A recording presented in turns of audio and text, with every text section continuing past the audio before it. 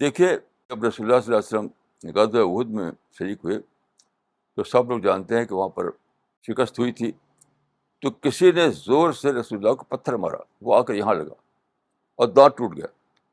اب ذرا غور کیجیے کہ دانت ٹوٹنا کچھ سادہ بات نہیں ہے. دانت جب ٹوٹتا ہے تو بہت بلیڈنگ ہوتی ہے، بلیڈنگ. ایسا نہیں ہے کہ دانت ٹوٹنے کے بعد کہ ناخن ٹوٹ گیا. دانت ٹوٹنے کا معنی ہے کہ بہت بلیڈنگ ہونا.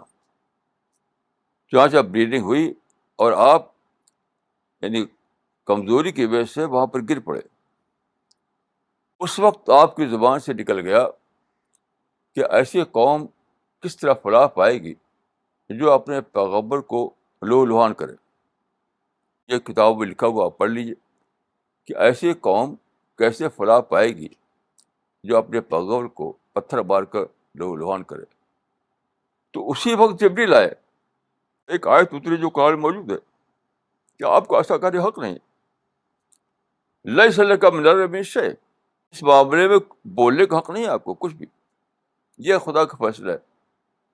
اسی وقت آپ نے اپنی زبان بدل دی اور کہا رب قومی فإنهم لا يعلمون، اے میرے رب میری قوم کو معاف فرما کیونکہ وہ جانتے نہیں.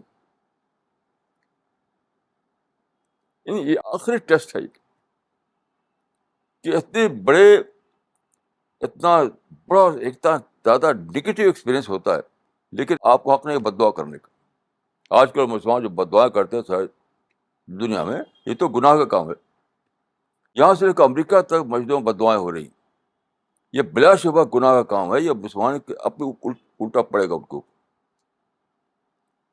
کوئی اس کا آپ دیکھ لیجیے اسی دنیا میں آپ دیکھ لیجیے کیا یہ بد دعائیں قبول ہو رہی ہیں ان کی. مسلمان مارے جا رہے ہیں اور وہ فرورش کر رہے ہیں.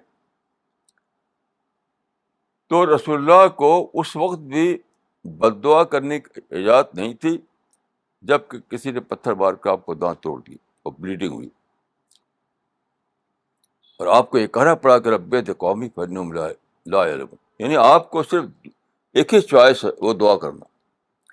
بد دعا کا چوائس ہی نہیں ہے. یہ جو مسجدوں بد دعائیں ہوتی ہیں اس کا چوائس ہی نہیں ہے. وہ کچھ بھی کریں آپ صرف دعا کر سکتے ہیں، وہ چوائس نہیں ہے آپ کو. تب جا کر ایسا ہوتا ہے کہ آپ کا تزکیہ ہوتا ہے، آپ کا پرسنالٹی ڈیولپمنٹ ہوتا ہے. آپ کے اندر وہ انسان ایمرج کرتا ہے جو انسان جنت میں بسائے جانے کے قابل ہو.